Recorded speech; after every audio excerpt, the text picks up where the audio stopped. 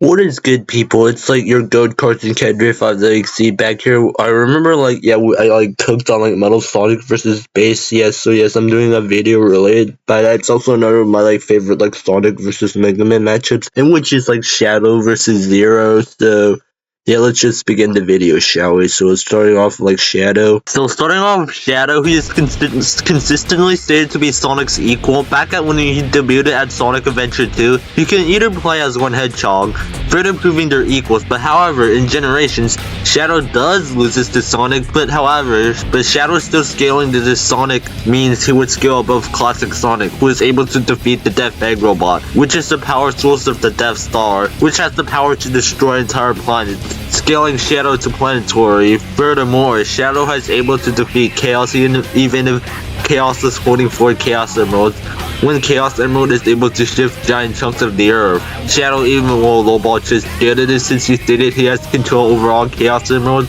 so scaling Shadow to multi-planetary, large planetary plus, or even dwarf star level by being generous. In Sonic Generations, Sonic defeated Perfect Chaos, who absorbed all 7 the Chaos Emeralds in the encyclopedia. Sonic needed power of the purple energy sphere to overwhelm Shadow, basically meaning Sonic needed more power to defeat Shadow. And now for Super Shadow should be comparable to the Eclipse Cannon. The Eclipse Cannon is able to pierce entire stars, making Super Shadow at least star level. Shadow in his super form on the higher end should scale to Solaris, who is a super dimensional being. But before we go on to this, we need to establish the Sonic cosmology first. To start off with the cosmology, the verse contains Imaginary World, a 4th dimensional structure, and Eggman Land transcending this, making Eggman Land 5D, and the Egg Salamander should transcend this, making the Egg Salamander 6D, and Solaris at the same time would transcend this, making Solaris and therefore Super Shadow 7D. At Generations, when Sonic was fighting the Time Eater, Shadow was fighting Devil Doom, just like the Time Eater. Devil Doom is from a game that takes place after Sonic 06,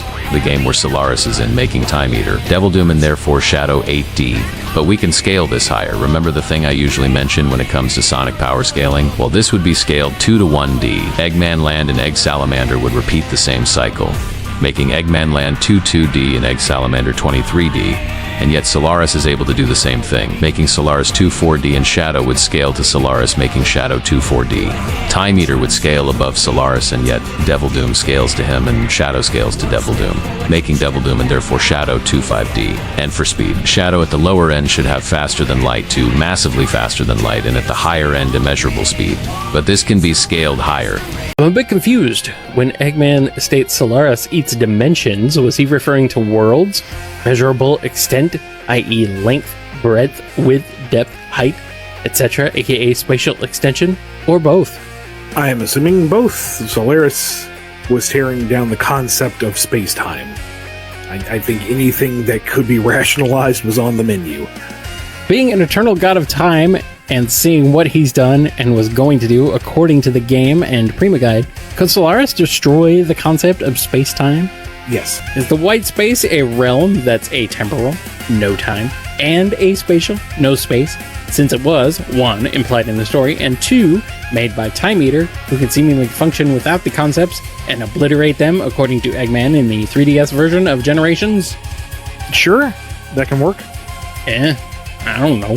That's what's kind of established in the game, and it's not a lingering plot point. From these 2 recordings, Solaris and the Time Eater on the higher end would be outerversal and have irrelevant speed. Same thing applies to Devil Doom and Shadow.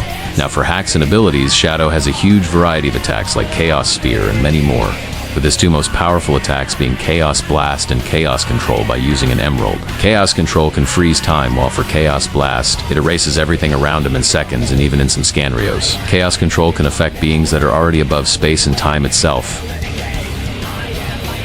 Now that I'm done with like Shadow, now let's like move on to Zero. Zero, well, just like for Shadow that I used the games in the IDW comics, I'm using like the Mega Man X and the Mega Man Zero continuity for Zero. At the very worst, if you have skills both Mega Man and Base, who are able to like just defeat Astro Man, who's able to like create like fourth dimensions, which would make Zero at least like more multiversal. Zero's also like supposed to like people like fighting Omega alongside X, and even like both of them like gives him like a final strike. X and even Zero to like finish off Sonic Recog, it was like a threat to like the network system, which contains like multiple like galaxies and stars within it, making it at least like universal. And it brought like that zero upscaling Mega Man and base part, and it would like possibly get into like 5 VR low complex multiversal. And for speed, and everything I presented would be immeasurable speed, and also like Zero's like faster than like Mega Man, and then like teleport to like Astro Man's like dimensions. Giving him easily immeasurable speed. Now for the verdict, well, have you been like paying attention in that? Well, like Shadow like skills higher and then like slightly has irrelevant speed, although both like have immeasurable speed by default, and yes, he skills higher even without like the outer versal stuff. So yeah, Shadow's the winner.